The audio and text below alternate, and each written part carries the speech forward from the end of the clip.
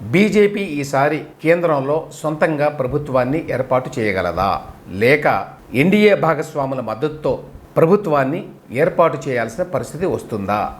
Parliament ఎన్నికల ప్రక్రియలో 6 దశలు పూర్తయిన తర్వాత జాతీయ స్థాయిలో కొంతమంది పరిశీలకులు లేవనెత్తుతున్న ప్రశ్న ఇది.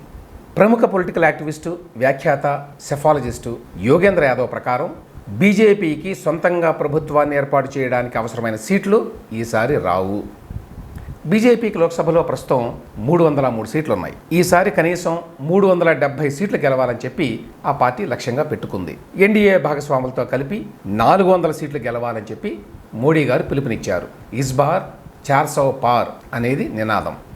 కానీ వాస్తవానికి బీజేపీకి ఈసారి 240 కంటే ఎక్కువ సీట్లు వచ్చే అవకాశం లేదు అని చెప్పి యోగేంద్ర యాదవ్ గారు అంటున్నారు. ప్రభుత్వాన్ని ఏర్పాటు చేయడానికి కావాల్సిన నంబరు 272.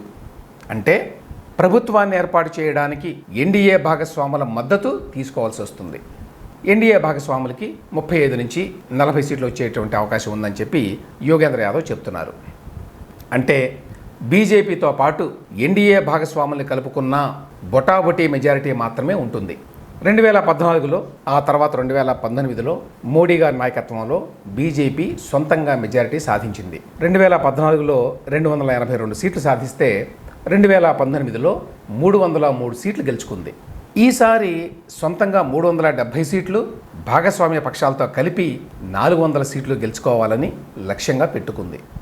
అన్ని సీట్లు గెలుచుకోగలిగితేనే రాజ్యాంగంలో వాళ్ళు తలపెట్టినటువంటి కొన్ని కీలక మార్పుల్ని, సవరణల్ని బీజేపీ తీసుకురాగలదు. అయితే ఈసారి అన్ని సీట్లు అంటే 3/2 గెలుచుకునే అవకాశాలు కనిపించడం లేదు. కనీసం సొంతంగా ప్రభుత్వాన్ని ఏర్పరచడానికి అవసరమైన 272+ వస్తే కొంతవరకు నయం.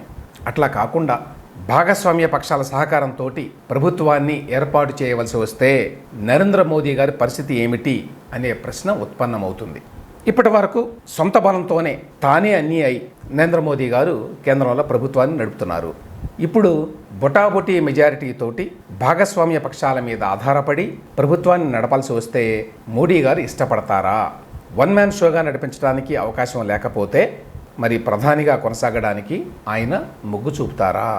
బీజేపీకి సొంతంగా ప్రభుత్వాన్ని ఏర్పాటు చేయడానికి అవసరమైన మెజారిటీ రాకపోతే మోడీ గారు ఈసారి వైదొలుగుతారా? ప్రధాని పదవికి మరొకరిని ఎంపిక చేస్తారా?